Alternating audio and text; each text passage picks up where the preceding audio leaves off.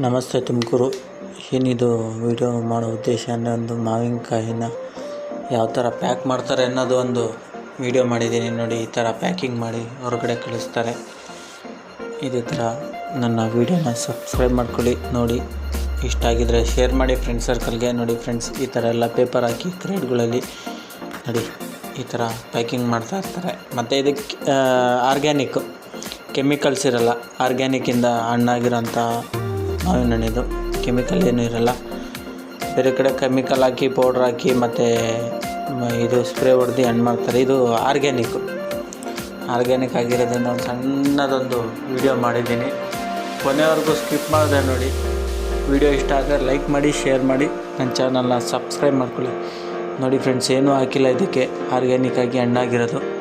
ಈಗ ಹೊರಗಡೆ ಎಕ್ಸ್ಪೋರ್ಟ್ ಮಾಡೋದಕ್ಕೆ ಬಾಕ್ಸ್ ಹಾಕ್ತಾಯಿದ್ದಾರೆ. ಇದು ಮತ್ತು ಯಾವುದೂ ಕೆಮಿಕಲ್ ಇಲ್ಲ.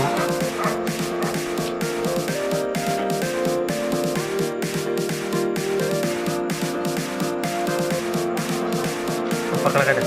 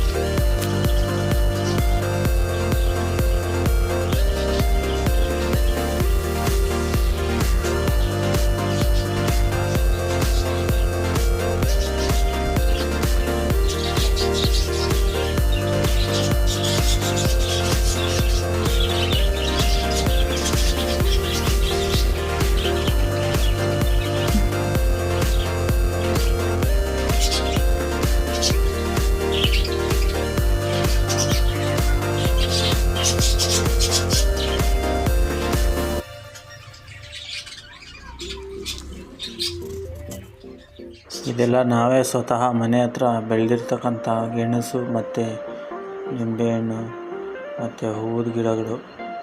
ವಿಡಿಯೋ ಇಷ್ಟ ಆದರೆ ಲೈಕ್ ಮಾಡಿ, ಶೇರ್ ಮಾಡಿ, ಸಬ್ಸ್ಕ್ರೈಬ್ ಮಾಡ್ಕೊಂಡು ನನ್ನ ಸಿಕ್ಕಾಪಟ್ಟೆ ಹೂವು ಬಿಟ್ಟಿದ್ದೇವೆ ನೋಡಿ, ತೋರಿಸ್ತಾ ಇದ್ದೀನಿ. ಯಾರಿಗಾದ್ರೂ ಹೂವು ಬೇಕಾದ್ರೆ ನನ್ನ ನಂಬರ್ ಡಿ ಎಮ್ ಮಾಡಿ